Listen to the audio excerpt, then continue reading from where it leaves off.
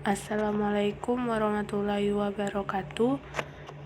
Saya Dina Rosyada, mahasiswi Fakultas Hukum Universitas Bangka Belitung, semester 5, mata kuliah Filsafat Hukum, yang akan membahas mengenai tentang manusia dan pengetahuan, serta perbedaan dari filsafat barat, perbedaan pada filsafat timur, dan filsafat Islam. Nah, selanjutnya kita akan membahas pembahasan kita ini terdiri dari 4. Yang pertama, kita akan membahas mengenai manusia dan pengetahuan. Yang ketiga, perbedaan dari filsafat barat dengan perbedaan dari filsafat timur dan perbedaan dari filsafat Islam. Nah, yang pertama, terlebih dahulu kita akan membahas mengenai tentang manusia dan pengetahuan. Ilmu pengetahuan ini merupakan suatu acuan yang harus dibutuhkan dalam setiap kehidupan manusia. Sejarah tentang perkembangan ilmu pengetahuan tidak luput dari perbincangan yang hingga saat ini semakin pesat perbandingannya di zaman dahulu kala.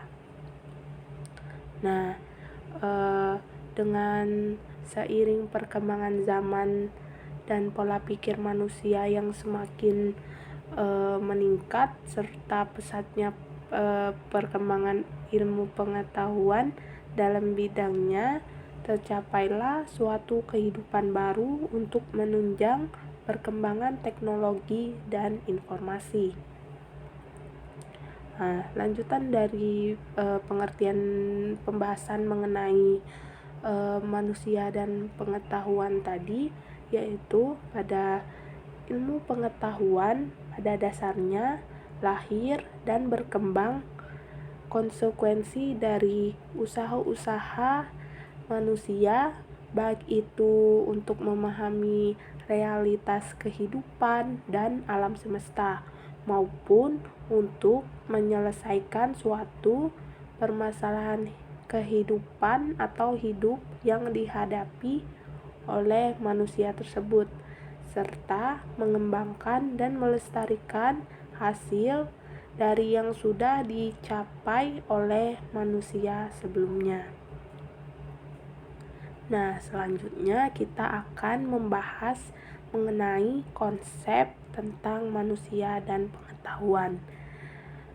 Dapat kita lihat bahwa konsep tentang manusia dan pengetahuan ini sudah sejak lama menjadi perhatian para filsuf, seperti filsuf Yunani seperti Plato misalnya mengatakan bahwa manusia terdiri dari dua unsur, yaitu yang pertama jiwa ataupun rohani, dan yang kedua tubuh ataupun jasmani. Dua unsur ini memiliki esensi dan karakteristik yang berbeda-beda, dan tentunya memiliki keunikan yang berbeda-beda pula. Nah, jiwa adalah zat sejati yang berasal dari dunia. Jiwa ini tertanam dalam tubuh manusia, sementara tubuh manusia adalah zat semu yang akan hilang lenyap bersamaan dengan tubuh manusia ataupun dengan pesatnya perkembangan zaman.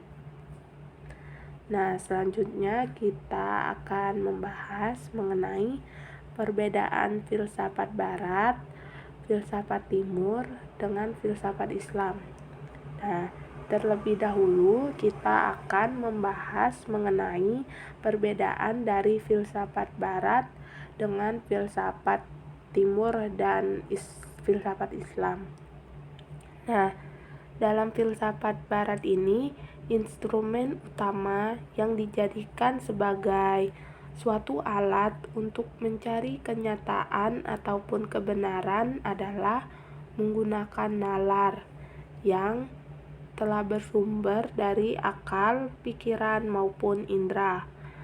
Pencarian dari yang radikal, luas, dan mendalam dari filsafat barat menggunakan akal pikiran dan pengamatan empiris. Berbeda lagi dengan filsafat timur, lebih mengandalkan hati ataupun kolbu. Dalam tradisi filsafat barat ini, metode yang digunakan adalah penalaran murni. Dalam tradisi filsafat barat, metode ini terbagi menjadi 3, yaitu pertama, bermula dari pengamatan terhadap benda-benda fisik dengan menelaah dan meneliti. Dan yang kedua, kemudian merenung, memahami hubungan sebab akibat tersebut. Dan yang ketiga, selanjutnya menemukan hakikat kenyataan dari kebenaran. Nah, yang kedua selanjutnya kita akan membahas mengenai perbedaan filsafat timur dengan perbedaan dari filsafat barat dan filsafat Islam.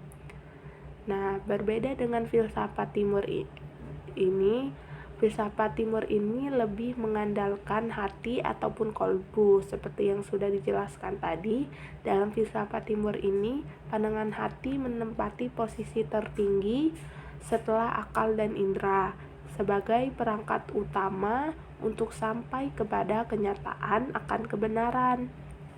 Nah, sedangkan sementara pada filsafat barat ini tidak menggunakan instrumen hati sebagai media penting untuk sampai kepada realitas tunggal atau kebenaran akhir. Nah, dalam kebudayaan timur, pencapaian pada seseorang atas kenyataan kebenaran itu memiliki berbagai makna praktis dalam bentuk perubahan sikap dan perilaku. Nah, selanjutnya kembali lagi ke dalam tradisi filsafat barat ini. Filsafat barat maupun filsafat timur ini memiliki tradisinya masing-masing. Dalam tradisi filsafat barat, metode yang digunakan adalah penalaran murni. Seperti yang sudah dibahaskan di awal tadi, bermula dari pengamatan terhadap benda-benda fisik dengan menelaah dan meneliti, kemudian merenung, memahami hubungan sebab akibatnya, untuk selanjutnya menemukan hakikat kenyataan dan kebenaran. Nah, pada filsafat timur ini dalam tradisinya masyarakat timur dalam mencari dan menemukan kebenaran yaitu lebih banyak mengandalkan amalan ataupun laku.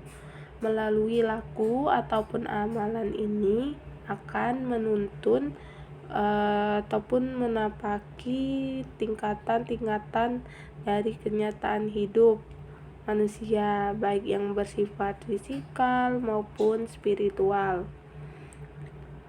Nah, selanjutnya kita akan membahas mengenai perbedaan filsafat Islam dengan perbedaan dari filsafat timur dan filsafat barat. Filsafat Islam ini merupakan segala bentuk pemikiran para ilmuwan muslim yang mendalam secara teoritis maupun empiris, yaitu bersifat universal yang berlandaskan wahyu. Filsafat Islam merupakan pengembangan filsafat Plato dan Aristoteles yang telah dilandasi dengan ajaran Islam dan memadu padankan antara filsafat dan agama. filsafat yang berciri khas religius ini dan berusaha sekuat tenaga memasukkan teks agama dengan akal. Sekian pembahasan mengenai tentang manusia dan ilmu pengetahuan serta perbedaan antara filsafat barat, timur, dan filsafat Islam. Terima kasih. Wassalamualaikum warahmatullahi wabarakatuh.